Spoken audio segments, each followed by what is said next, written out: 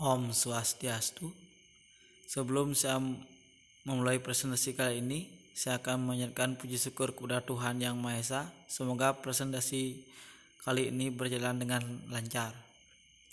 Yang terhormat Bapak Insinyur Igede Surya Darmawan selaku dosen penguji. Yang terhormat Bapak Insinyur Iwayan Widanan ST MPM selaku dosen pembimbing Fakultas Teknik dan Perencanaan Program Studi Arsitektur Universitas Warmadewa. Pada presentasi kali ini saya akan mempresentasikan tentang seminar proposal arsitektur dengan judul Revitalisasi Pasar Kertosari Bensemal Bandung. Saya Imade Chandra Andika NIM 15621222019. Bab 1 yang akan saya bahas yaitu latar belakang, identifikasi masalah, rumusan masalah, tujuan, manfaat, dan sasaran. Latar belakang. Pasar merupakan tempat bertemunya permintaan dengan penawaran. Di Indonesia terdapat dua jenis pasar yang dibedakan melalui tata cara transaksinya, yaitu pasar modern dan pasar tradisional. Pasar tradisional yang selama ini kebanyakan terkesan kumuh, kotor, semraut, bau, yang merupakan stigma buruk yang dimilikinya seringkali mengakibatkan sebagian dari pengunjung untuk mencari alternatif belanja lain. Pasar Kertosari yang terletak di Desa Greh, Bensemal Bandung yang berdiri pada tahun 1990 yang sebelumnya sempat beroperasi normal sebelum terbengkelai atau mangkrak seperti saat ini. Dengan merevitalisasi Pasar Kertosari bertujuan untuk mengurangi kemacetan lalu lintas yang terjadi di Pasar Mamal pada jam dini hari akibat banyaknya pasar tumpah di sepanjang jalan dan trotoar. Ingin membangkitkan perekonomian masyarakat sekitar, ingin memperluas lahan perdagangan masyarakat sekitar, dan untuk mengoperasikan kembali Pasar Kertosari dan menghilangkan kesan kumuh di lingkungan sekitar pasar karena tidak berfungsi semestinya. Identifikasi masalah. Dari uraian latar belakang di atas, maka identifikasi masalah revitalisasi Pasar Kertosari Bensemal Bandung adalah bagaimana pelaksanaan program revitalisasi Pasar Kertosari. Yang kedua, bagaimana proses dari program revitalisasi. Yang ketiga, menghasilkan suatu bangunan atau desain gedung yang representatif. Selanjutnya ada rumusan masalah. Program fungsi apa saja yang akan direncanakan dalam revitalisasi Pasar Kertosari. Yang kedua, apakah konsep dasar dan tema rancangan yang akan digunakan dalam revitalisasi Pasar Kertosari. Yang ketiga, apakah penerapan konsep dasar dan tema rancangan ke dalam revitalisasi Pasar Kertosari. Yang keempat, bagaimana merancang kembali Pasar Kertosari sebagai pasar utama yang mampu menampung aktivitas dengan baik. Yang terakhir, aktivitas apa saja yang mendukung proses revitalisasi Pasar Kertosari. Selanjutnya ada rumusan masalah. Yang pertama, program fungsi apa saja yang akan direncanakan dalam proses revitalisasi Pasar Kertosari. Yang kedua, apakah konsep dasar dan tema rancangan yang akan digunakan dalam revitalisasi Pasar Kertosari. Selanjutnya ada tujuan, sasaran, dan manfaat. Tujuan, menentukan program fungsi yang digunakan dan direncanakan dalam membuat revitalisasi Pasar Kertosari.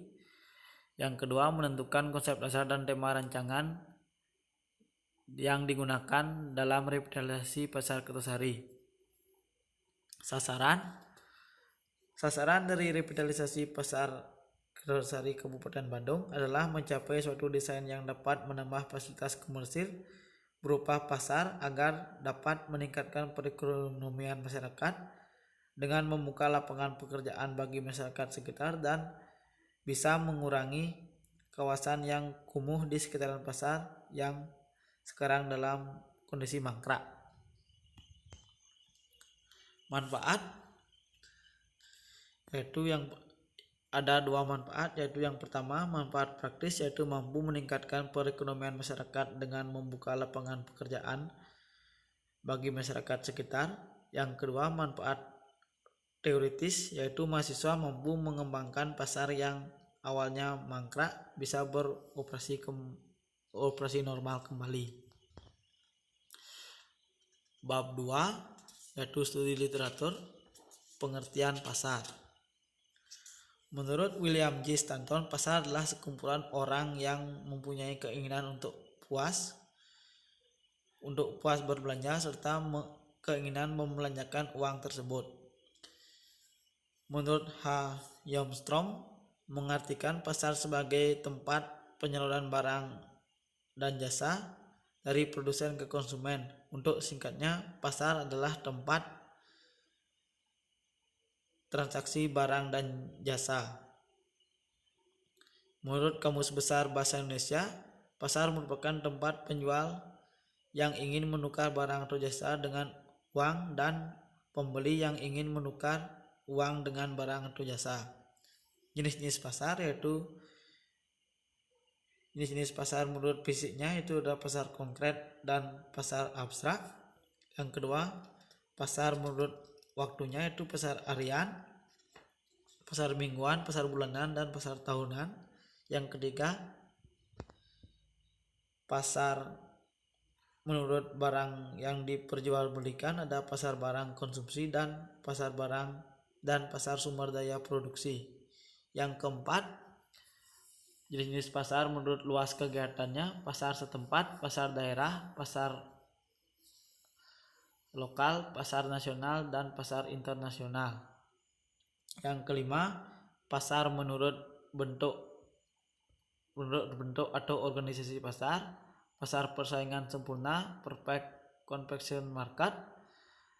Yang kedua, pasar persaingan tidak sempurna, yaitu imperfect competition market.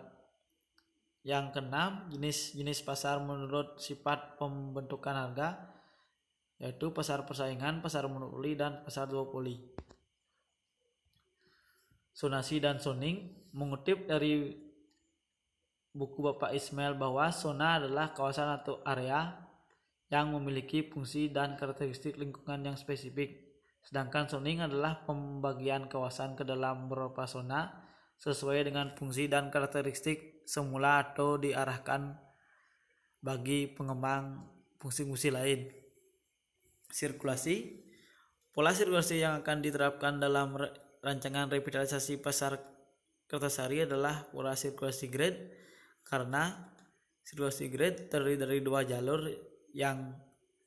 sejajar yang berpotongan pada interval regular dan menciptakan area ruang berbentuk bujur sangkar dan persegi panjang. Yang selanjutnya ada penghawaan. Untuk mencapai kenyamanan, kesehatan, dan kesegaran dalam bangunan, maka diperlukan suatu sistem sirkulasi udara di dalam bangunan yang cukup baik. Sistem penghawaan dapat dibagi menjadi dua, yaitu penghawaan alami dan penghawaan buatan. Pencahayaan. Dalam merancang suatu bangunan, terdapat dua aspek pencahayaan yang harus diperhatikan, yaitu pencahayaan alami dan pencahayaan buatan. Yang selanjutnya ada material bangunan pasar, yaitu material lantai menggunakan unpolished concrete atau semen. Material ini dipilih karena material ini tahan air sehingga tidak mudah rusak. Selain itu, keunggulan material ini adalah permukaan datar sehingga meminimalisir bakteri-bakteri yang dihasilkan oleh bahan-bahan yang akan dijual pada pasar ini, sehingga dapat menciptakan suasana pasar yang segar, bersih, dan higienis. Yang selanjutnya ada material dinding menggunakan bata ringan setinggi 4 meter dan dipadukan dengan finishing acian warna abu pada tembok dan plafon. Material meja menggunakan meja beton dilapisi oleh granit beralur kasar agar tidak licin dan mudah untuk dibersihkan karena granit memiliki permukaan yang rata. Yang selanjutnya ada studi preseden, usulan spesifikasi proyek umum, karakteristik pengguna, jenis-jenis ruang, persyaratan arsitektur, persyaratan lokasi, dan usulan tema dan konsep umum. Studi preseden, yang dimana studi preseden yang pertama saya ambil dari Pasar Badung dan Pasar Bali, yang kedua Pasar Suprana Sutra Tangerang, yang ketiga Pasar Modern Intermoda BSD City. Adapun dalam studi preseden kali ini, yang di dalamnya saya membahas tentang setting bangunan terhadap lingkungan sekitar, yang kedua setting bangunan terhadap tapak, elemen yang dipertahankan pada tapak, pencapaian ke dalam bangunan pada tapak, keberadaan ruang terbuka atau publik, pola sirkulasi dalam bangunan, pola konfigurasi ruang, gaya fasado bangunan dan gaya komposisi fasado bangunan, serta sistem manajemen dan layout dan ukuran standar kios pasar.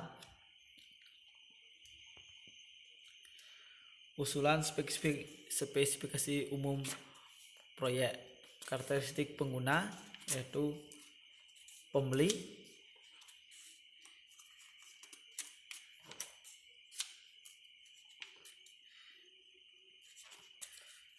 pembeli merupakan orang yang memiliki kepentingan berbelanja untuk memenuhi kebutuhan pokok, untuk dikonsumsi sendiri atau dijual kembali. Berikut merupakan jenis pembeli yang akan berkunjung pada pasar.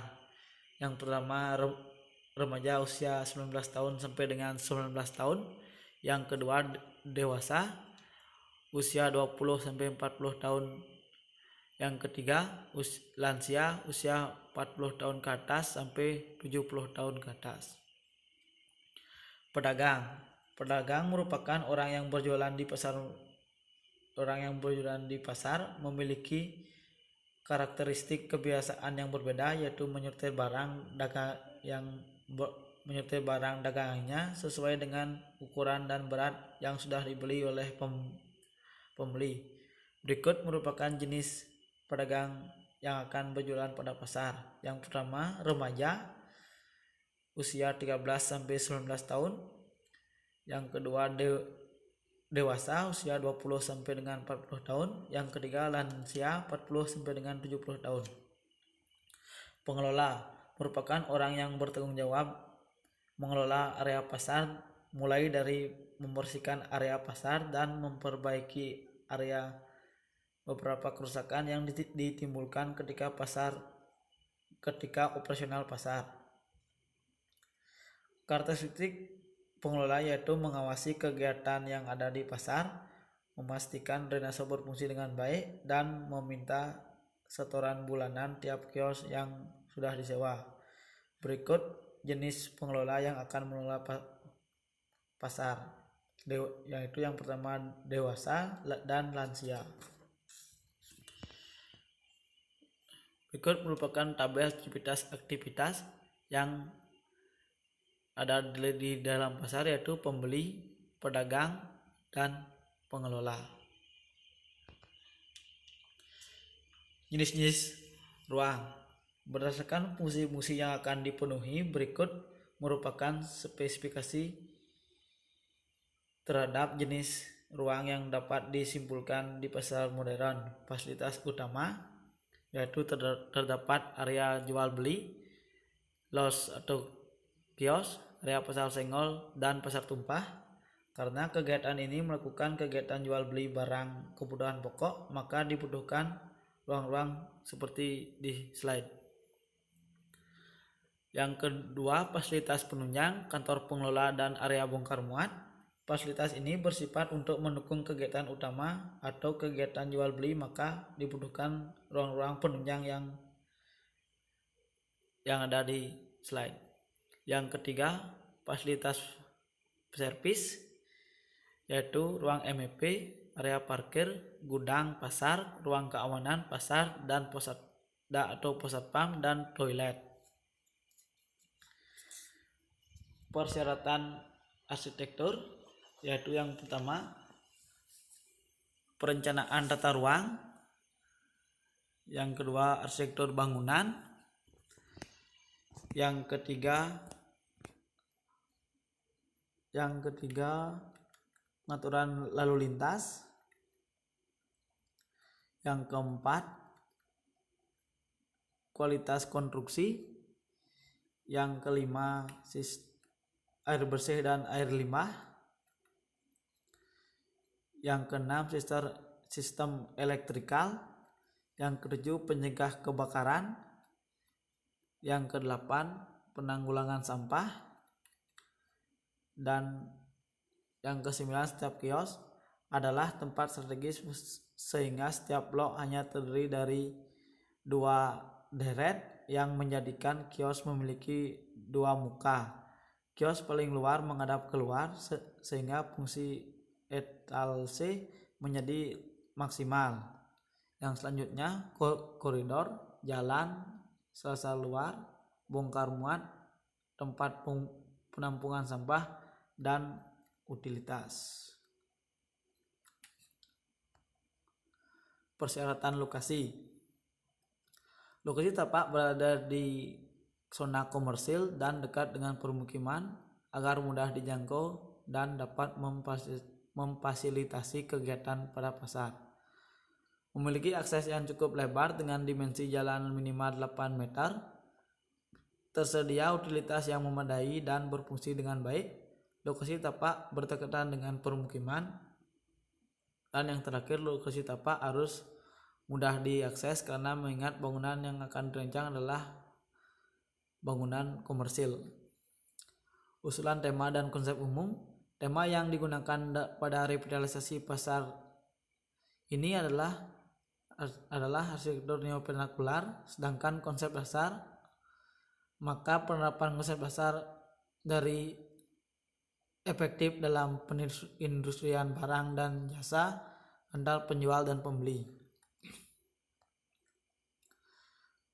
Bab 3 yaitu metode analisis, jenis dan sumber data, jenis data yang digunakan, strategi pengumpulan data, rencana tahap berikutnya, desain atau sintesis, metode pemilihan site, dan metode penyusunan konsep dan tema. Yang pertama, metode analisis. Metode yang digunakan yaitu metode penelitian studi literatur dan kuantitatif penelitian kualitatif, di mana metode ini mengkaji perspektif partisipan dengan strategi yang bersifat interaktif dan fleksibel. Jenis sumber data. Jenis dan sumber data.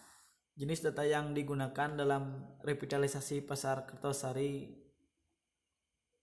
Kabupaten Badung yaitu yang pertama studi literatur, mencari data dan informasi yang berasal dari berbagai sumber literatur maupun referensi dari buku, jurnal yang berhubungan pasar tradisional yang berisikan tentang pengertian fasilitas, persyaratan, dan peraturan terkait. Yang selanjutnya jenis data yang digunakan. Metode penelitian ini yang digunakan metode penelitian kuantitatif. Yang selanjutnya strategi pengumpulan data.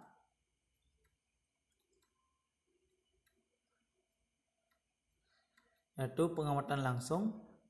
Pengumpulan data dengan melakukan pengamatan langsung menuju lapangan untuk mengambil dokumentasi terhadap data fisik dan keadaan. Sedangkan rencana tahap berikutnya, setelah tahapan di atas, ada beberapa hal yang diperlukan dalam kelanjutan pembuatan perusahaan ini, diantaranya merumuskan program fungsional, program ruang, program site, transformasi konsep, dan desain.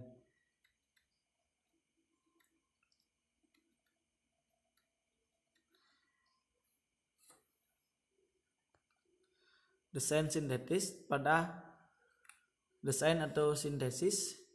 Pada tahapan ini yaitu merupakan proses akhir dari sebuah perancangan yang berbentuk gambar kerja dan gambar perspektif 3 dimensi kawasan eksterior maupun interior. Metode pemilihan site.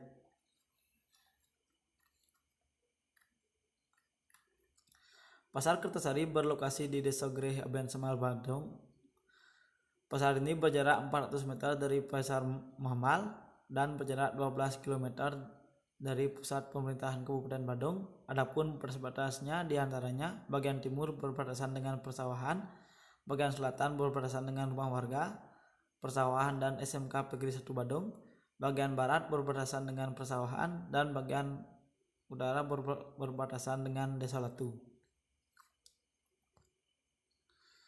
Metode penyusunan konsep dan tema. Berdasarkan konsep perumusan konsep dasar pasar tradisional yang efektif dalam perindustrian barang dan jasa antar penjual dan pembeli, mengandung bahwa setiap kegiatan jual beli atau transaksi yang dilakukan oleh penjual dan pembeli akan berjalan dengan efektif, di mana sang penjual akan mudah menjalankan barang dagangannya atau jasa yang ditawarkan, dan si pembeli akan mudah mendapatkan barang atau jasa yang diinginkan.